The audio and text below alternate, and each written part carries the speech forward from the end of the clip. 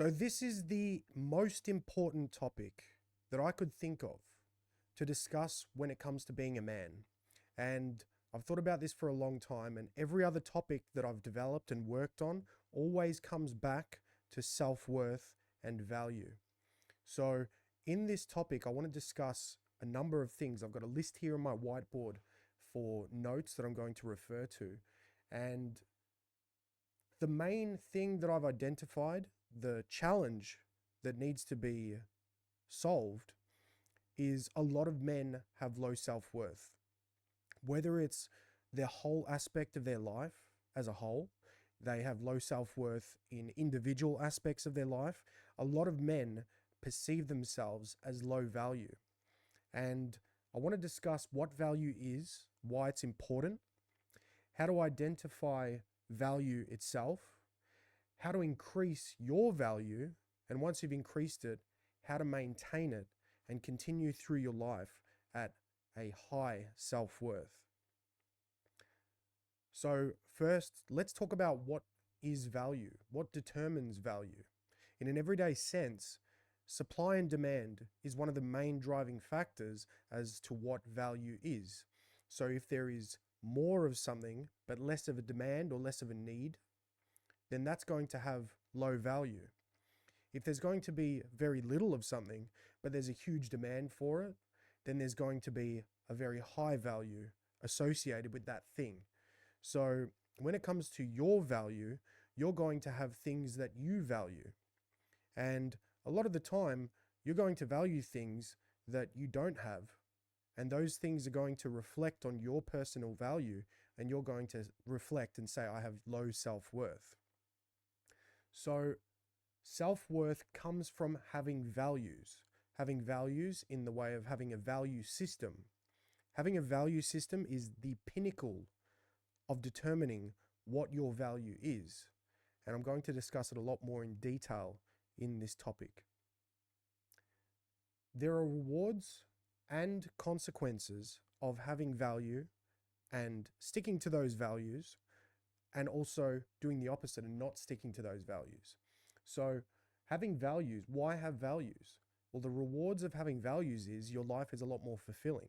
Your relationships improve, your quality of life is much better, and you live in a way that is true to yourself and the way that you want to live your life. So the first step is looking at your life and developing a value system based on the way you think your life could best be lived. A lot of us have values that we inherit from our parents, and some values are inherited from society. And also in a negative way, some values are influenced onto us by people that have an incentive to put these values in our brain. Consumerism is a massive example of this, but we'll go into it. There's two aspects to developing a value system. There is the self, your self-treatment, and your self-worth based on how you live your life when it comes to you as an individual. The second aspect is the treatment of others and how others treat you. So what do you do in your life? How do you treat yourself in different aspects of your life? And I'll just read off a few things that I've listed off that you can consider when you're reflecting on your self-worth, because ultimately your self-worth is based on your value system.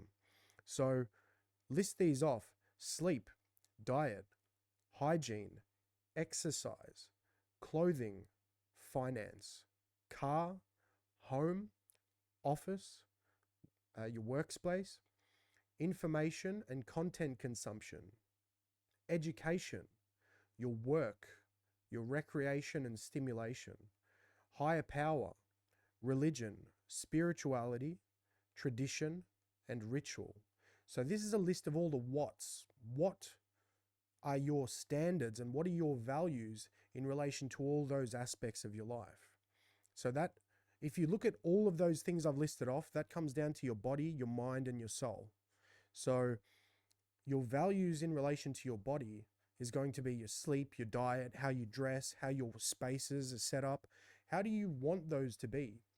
So I'm going to put a link to a work document, something you can work through, a little bit of an individual workshop on listing off all of these categories in your life. And you're going to make a list of the best and highest way that you perceive your life to be in relation to all these things. So, what is the best standard of sleep for you? How do you want your workspace to be?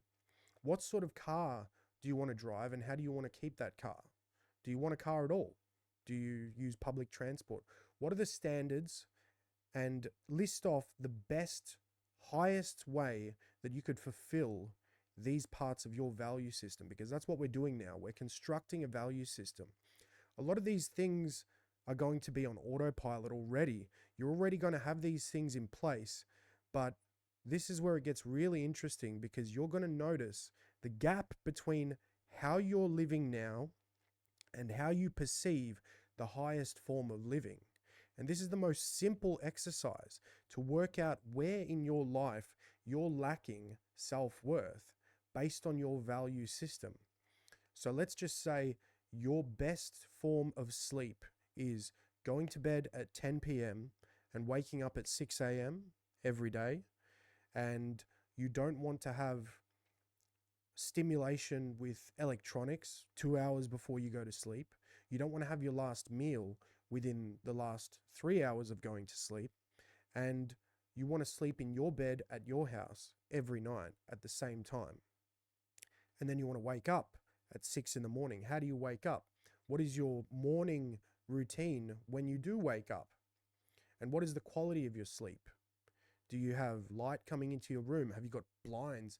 All these little details come into play when you're closing the gap between where you're at and where you want to be.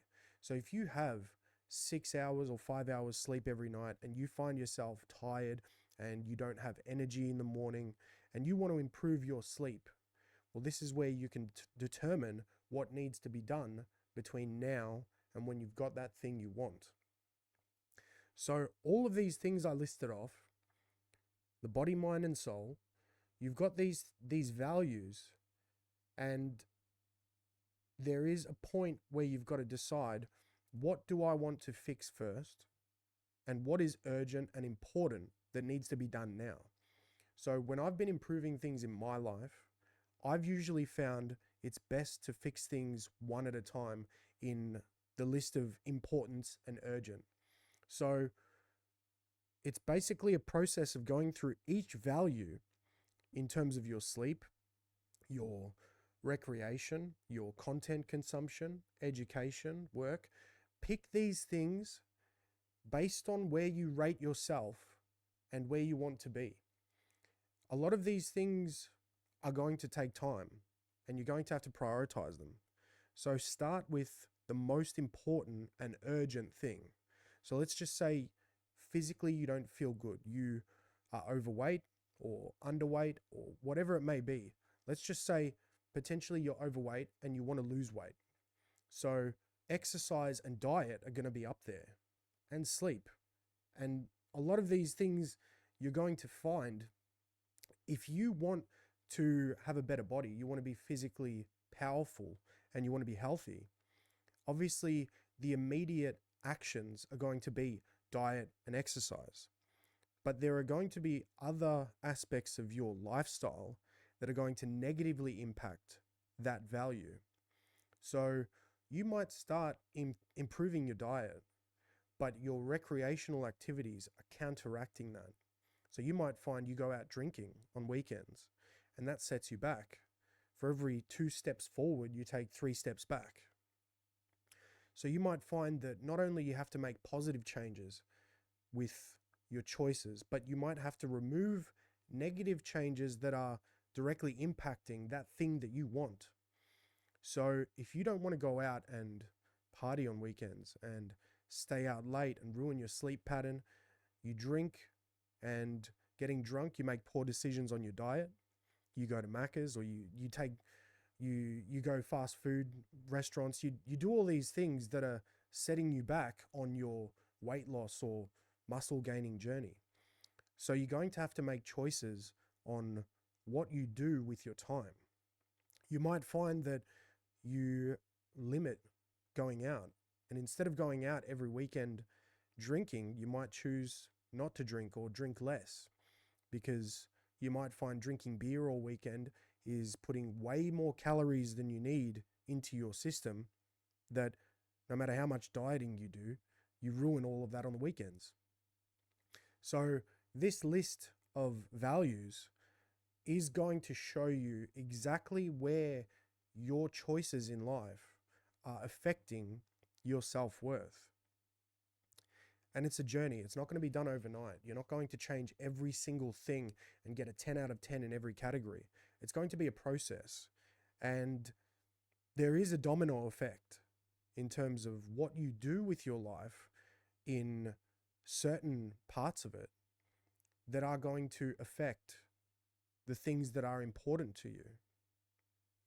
So you might have to audit your entire lifestyle, and you probably will need to audit your entire lifestyle, because every choice you make is affecting ultimately your self-worth, because there's a lot of influencing factors out there, and especially in society today, it's an uphill battle for us when we leave the house. And even when we're at home, you've got your phone. This device has so much power to influence you in what you do. If you've got social media, you go on social media to see what your friends are up to or see what's going on. And this even happens to me. You might find yourself and catch yourself scrolling, and you'll be like, what am I doing? I'm just getting sucked into the marketing. And then you're looking at, let's say, your finances. This influences exactly how you spend your money, just as much as it influences what you wear, how you eat, how you drink, where you go. There's so much influence in this and your computer that you've got to be aware of that happening. And those behaviors and your content consumption and what influences you is definitely going to reflect on your choices and your decision making, and how it reflects on your value. Because ultimately you want to increase your value, right? So you've got to look at all the activities that you do that are increasing your value and those that are decreasing your value. And it's going to take some time to put it in writing and actually work through the document and reflect on it, because you're going to connect the dots. You're going to say, okay, this is affecting this, and in turn, the domino effect of this affecting that, it's going to be very clear to you what you're doing wrong. And that's your self-treatment. The second part is your treatment of others and how others treat you. The first list, which was yourself, this is the others list. So your self list was a list of what? What are you doing with your time? This is the who. So these categories that I've come up with is family, friends, colleagues, customers, strangers, dates and relationships, young and old people, people who respect you, people who disrespect you. This list of who, you're going to put in place the highest and best form that you will be interacting and communicating with these people. So with the treatment of others, your self-worth is going to be determined by the standards in which you want to communicate and interact with other people. These are all going to shed light on the gaps between where you want to be in terms of your social life, how you deal with people that are in your life. So there are going to be people that you see very frequently, like your intimate relatives, your close family, your immediate family, your girlfriend, wife, whatever it is. And then there's going to be rare occasions or less frequent interactions like strangers, old people, young people, um, customers. Well, customers you probably see every day. And that also comes back to your work. Are you self employed? Who do you deal with every day? Are you in a situation where you're not that social? You don't interact with many people, but you want to increase the level of interaction and communication you have with other people. So,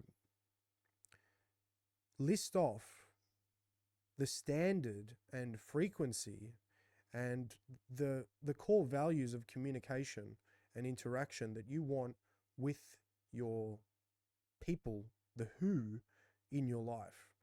So work through the document. There's going to be a list of all these categories of who, and then write down the standards, the best way that you want to communicate with these people. If you've still got your parents, if your parents are still alive, or your relatives, you've got a big family, think of which family members you really want to interact with the most. And you might find that you live pretty close to your family, but you don't see them that much, or you don't talk to them on the phone that much. And that is going to affect your self-worth. If you deep down, if you have a busy life, let's just say you work heaps, you're exercising all the time, you've got hobbies, you go out, but you're neglecting your family relationships, then that's going to affect your self-worth. And once you've gone through all the what in terms of yourself, and then all the who in terms of your relationships, that's going to give you a massive picture of where you want to increase your self-worth in your life.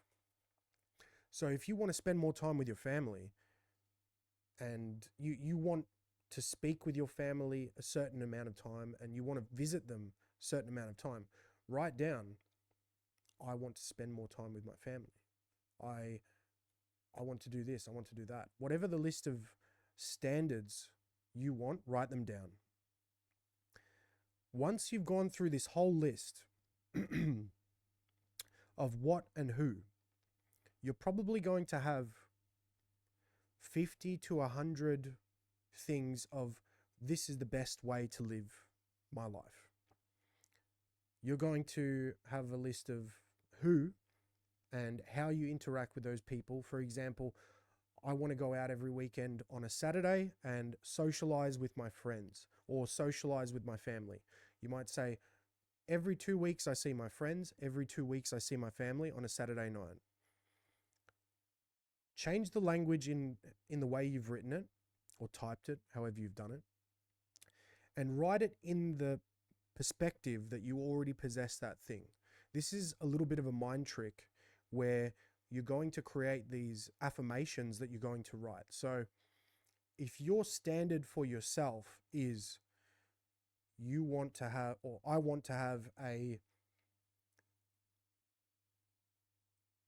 office space. I want to have an office space where I can conduct my business. I want to have a clean, presentable office space where I can spend time there and be productive. Change the language you've written that with and write from a first person perspective that you already possess that thing. So this is going to be, I have an office space where I conduct business and I'm productive when I'm there. And this is going to be the first step where you think something, you write something, and then you speak it. And you're going to read this in the first person possessive where you already have this thing. And these 50 to 100 affirmations are going to be the first step to actually getting these things. And this is literally the beginning of change, where you acknowledge there is something you don't have, but you want it. So you're going to assume that you've got it already, and that is going to trick your mind into starting to actually do the behaviors and live the life that you want to live. So if you want to lose 25 kilos of fat, you're going to say, I weigh this much. I have a healthy physical appearance and I feel good in my body. And these are all going to be a positive.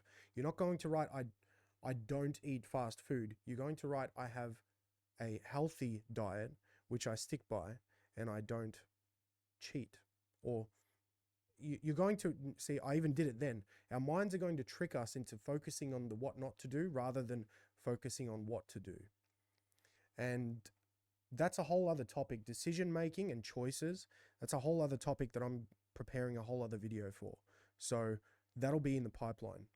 But in a nutshell, you've really got to make a decision that this is the new way of living my life. And there are a whole bunch of strategies that you can implement to be able to do that. But it's not easy, but it is pretty simple. Simplicity and ease are two different things. And usually the easy things are not really the ones you want. It's supply and demand. It's the hard things that are desirable. So changing the way you frame your thoughts on what you can achieve, set these standards to be the perfect way you want to live your life. And you will see eventually you'll start ticking things off and things will go into autopilot. Your diet, enough time goes by, you've made a decision about something, you've started acting on that decision, you've thought about it, you've written it down, you've confirmed that that's what you want and that's what you have. You have a clean, healthy diet consisting of homemade meals and healthy ingredients that are sourced through organic means, whatever it is that you decide is the highest form of your diet. Eventually, these activities and these actions will form part of your lifestyle and you won't need to think about it anymore. So you can tick off diet and then you can go to the next thing, recreation. You can decide, hey, I want to be a tennis player. All right. No matter what situation you are in now, you may have never played tennis in your life, but you want to start playing tennis, then the first thing to do is write down, I play tennis once a week. That change happens straight away. When you decide, I'm going to go and buy a tennis racket, or I'm going to borrow my friend's tennis racket and tennis balls, or I'm going to tag along to my friends that play tennis, it's all going to have a flow-on effect with how you interact with your friends. Okay, which of my friends also want to do this thing I want to do? And that's where you become a tribe and you start leaning on your community and your people, and you start affecting their lives in a positive way too. So that's another aspect of value, where what value do you give and what value do you receive? And that also comes down to the who. And you might find in your who, you have standards for how you interact with people. And that's going to be a standard in how they interact with you. So you might find that you've got a friendship, that you're friends with this person and you've reflected on this friendship and you see, hey, everything I do with this person goes against my self-value system. I only see this person after midnight on a weekend. We have bad food together. We stay up late. And you can see lots of aspects once you reflect on how you interact with them, that this friendship isn't really adding value. This is just a friendship that's out of habit. And you might find you either need to change the dynamic of that friendship, or you might need to cut back the frequency of that friendship. And that's going to be something for you to work out based on that value that is decreasing in relation to that relationship. And that really comes down to you making the decision that this is not going to happen anymore. The activities in that friendship either need to change or reduce or end completely. So you're going to have a conversation with that person. You're going to have to say, all right, John, I need to catch up with you. Let's catch up on Wednesday night. I want to talk about this, this, and this. And it can just be a phone call as well. You can start it with a phone call just to ease into it, because you might have had this friendship for years and you've had years and years of doing things that are not doing you any good, and they're not doing them any good. So you can say, all right, John, we hang out on weekends and all we do is drink and eat crap food and stay up late. And I really value you as a friend, but we're taking away from each other's lives. We could be doing so much better stuff on a Saturday night than diminishing our values and just becoming losers together. So you can tell them, I've been working on myself in this way. I've been developing these rules for myself, and I've noticed that I've been letting myself down on weekends, and I have not been feeling a high sense of self-worth. So I still want to hang out with you. I still want to do stuff, but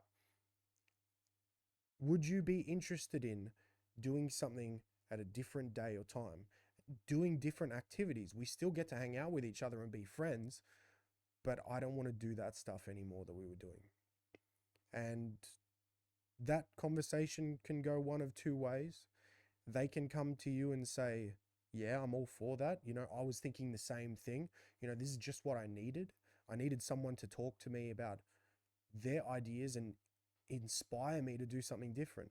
Or they might be completely negative and they might say, what are you talking about? We do this all the time. Oh, nah, why we got to do that? It's fun. Everyone's doing it. They might have a billion excuses as to why you need to keep doing what you're doing. And they're probably going to want to keep you at their level because they don't want to put in the work to increase their self-worth, because it's lonely for them if you start getting away from that place that they're in and they can see you succeeding. So jealousy is going to come into play. Have you heard about the crabs in a bucket? There's a bunch of crabs in a bucket. I don't know if it's a video or if it's just a concept, but if you put a bunch of crabs in a bucket, sooner or later, one of the crabs is going to try and climb out of it. And what's going to happen is all the other crabs in the bucket are going to try and pull that crab back in because they want to be in a tribe. It feels a lot better when you're doing something shit when somebody else is doing it with you. All right? And a lot of people do these bad things by themselves, but it usually feels a lot better when you're eating fast food with someone else. You feel less guilty because you're a part of something that is acceptable, at least for the time being. So when you start telling other people in your community, in your social circle, that thing that you're doing is not appropriate anymore, and you don't want to associate with that anymore, there is going to be some judgment and stigma towards that choice, not so much about because of why you're doing it, but because of themselves. People don't want to feel like they're doing the wrong thing. People want encouragement when they're doing anything, whether it's good or bad. People want to be socially accepted. And when you start putting that frame of this is bad on someone else, they're going to potentially feel attacked. And that's something you've got to deal with. And you might need to give some time. You might not see this person for a little while. You might have a break in your friendship, and that's fine. You can always either come back to it if they're prepared to join the party in terms of what you want to do. And who knows? It might be the end. That friendship might end. And that's just part of life. That friendship might die and you will find new friends. When you're going to the tennis club, when you're going to the gym, when you're shopping at that specific shop where those ingredients you want to cook with are found, you're going to find other people that are on the same path as you because you're doing the same activities, and you'll find more friends. So focus on removing the value reducing activities and fill your time with value increasing activities. So if you've got no time in your schedule to go out drinking because you've got early morning activities like work and you've got new hobbies and recreational things in the morning, you're not going to have time to do these other things. And people will make you feel guilty about it. They're going to put pressure on you. And then some people will show themselves as the encouraging person and they're going to want to follow you. And that's when you become a leader in your tribe. and you're going to inspire people. And that's super fulfilling. When you've got people inspired by you, when you're doing the right thing, it feels really good. And you might find people are following you doing the wrong thing, which gives you the same feeling. People are following you, people are looking up to you because you might be the party animal. You might be going out on weekends and staying up all night, and people are looking at you like you're funny, you're adding value. That feeling also comes from when people are following you for good reasons. And this is where you're going to have to set boundaries. And this is a big challenge for some people to be able to say no. If you've had years and years of joining people on their habitual activities that you didn't realize are decreasing your value, but now through this exercise, you're working out exactly what your actions are doing to diminish your value, you're going to have to say no to these people. And that first time you say no to them, they're going to be in a little bit of surprise, a little bit of shock sometimes, and you're going to get a varied reaction from all these people. But the power of no is very strong, because once you start saying no to yourself and other people, and the more you say no, you're going to be in autopilot. You won't need to say no anymore because it's just a standard for you. All right. So if you no longer eat fast food, if you don't go to McDonald's anymore, you decide that's not going to happen, enough time goes by, you'll be able to walk into a McDonald's and smell it and look at it, and everything's going to be trying to influence you because, let's face it, McDonald's is probably one of the best marketing companies in the world. They're definitely up there. That resistance of the influence, that ability to resist the pressure, well, actually, there's not going to be any pressure because you don't see it as pressure, because that's your new way of being, is to not be influenced by these things, to not actually let these things influence you because you no longer associate with it. And that is where decision making comes into play. And back to the list of affirmations of what you do in your life, how you treat yourself and how you interact and communicate with the people in your life, that is going to come from the voice in your head telling you, yes, this is what I do. No, this is not what I do.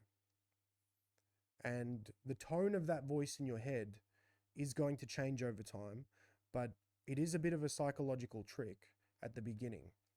You're going to trick yourself because there's going to be so many voices coming at you. There's going to be potentially your family coming from one direction saying, well, no, we've cooked this, we're going to eat this, and that might not be in line with your diet. Then you've got friends saying, let's go out here at this time where late at night the only options are fast food. And then you're going to have all the marketing. You're going to have your phone knowing your location, where you are, and it's going to be spitting at you all of these restaurants and all of these places that are going to be against your standard of how you eat. You're going to have all this marketing, all these societal pressures that you're going to have to overcome. And it's not easy, but it is simple. It comes from decision making. It comes from having a value system and keeping yourself accountable, accountability to yourself, to the people that care about you. You might have people that depend on you, people that are reliant on you.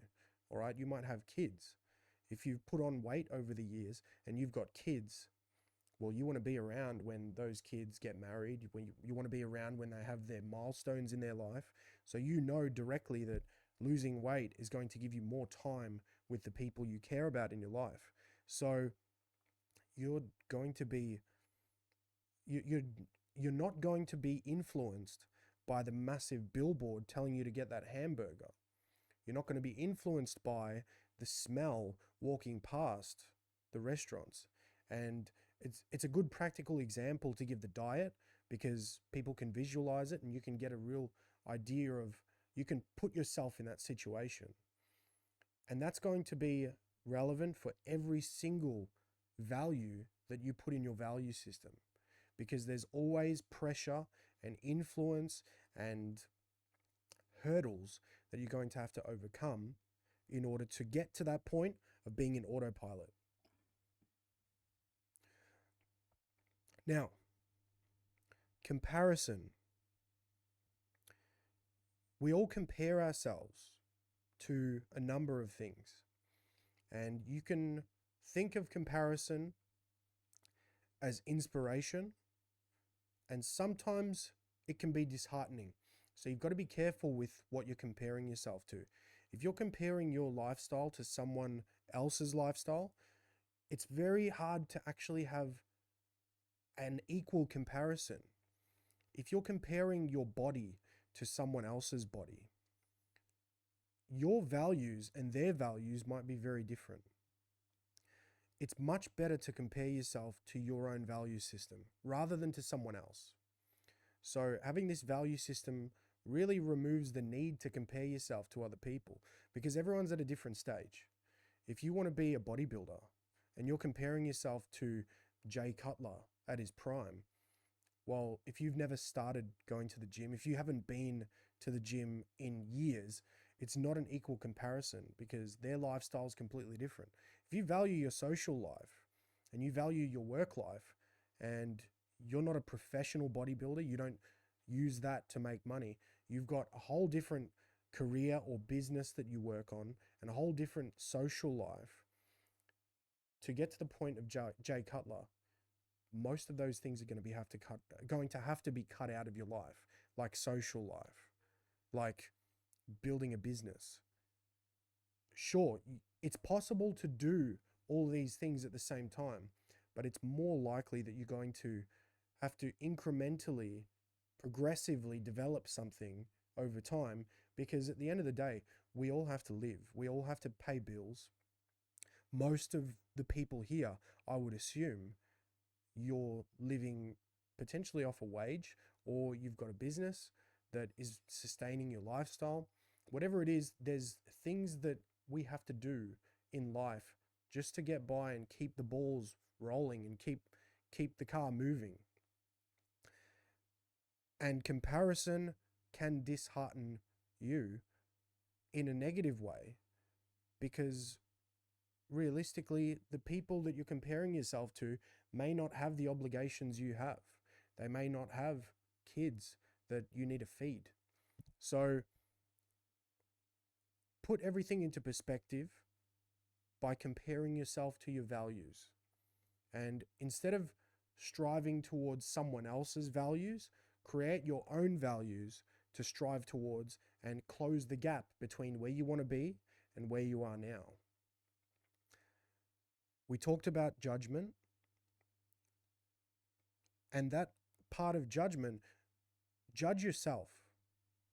Self-accountability comes from you objectively judging your choices and your lifestyle decisions and comparing that to your values.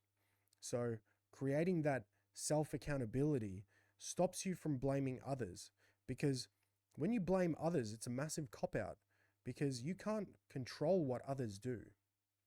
If you blame your friends for your personal choices, that's the easiest thing to do, because it removes the accountability from yourself, and it makes your decisions, it makes it easier for you to stuff up and do things that you know are reducing your value because it's not in your control. So if you blame things that are not in your control, it's going to give you less incentive to change what you're doing that is reducing your value. Only focus on the things that you control.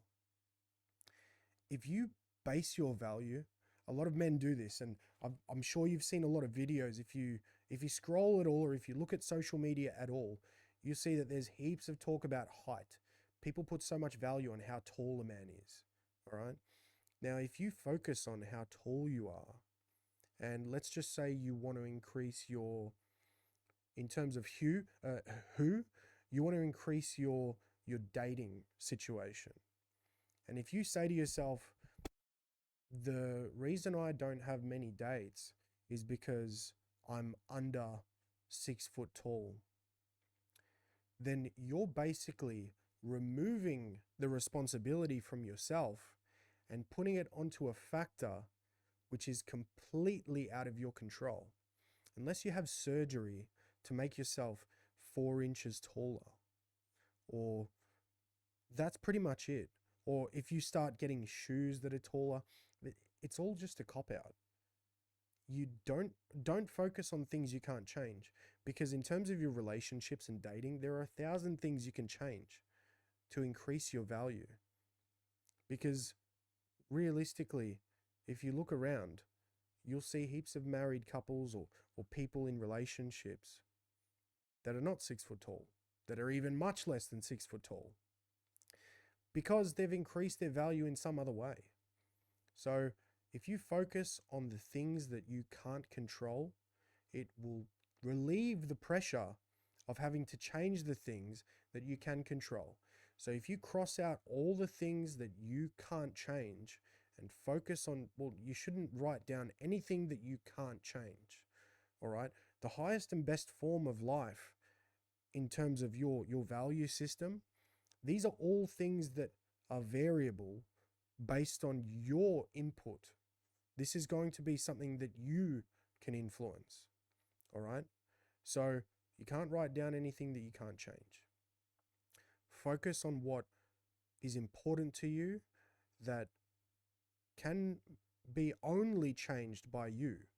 Because if you depend on other people affecting your life, as a man, you're going to be let down. And it's a lot more fulfilling to make these changes yourself. Because if you put the onus on someone else, that's not going to fulfill you. As men, we need to create things. We need to grow ourselves. We need to, obviously there's some things we can do in a tribe, and we can do things as a pack. And that is fulfilling when you've got your mates on the same journey, that they're going to the gym, you're going to the gym, they're playing the sport you want to play, you're playing the sport together. You're all developing your skills and growing together. That's great. That's awesome. But the biggest fulfillment comes from you doing it yourself. So remove the comparison and the lack of accountability, and increase the level of judgment you have on yourself when it comes to things that you have the power to change. And once you've made a lot of changes, once you've increased your value, it's really fulfilling to give value, to inspire other people to grow themselves. So once you've become that elite tennis player, and that's on autopilot, you just play tennis, it's a weekly or bi-weekly thing that you do, you can start talking to people that want to learn how to play tennis. You can start teaching people to play tennis. And that's going to be a whole lot more fulfilling, and you're going to start adding different things to your value system.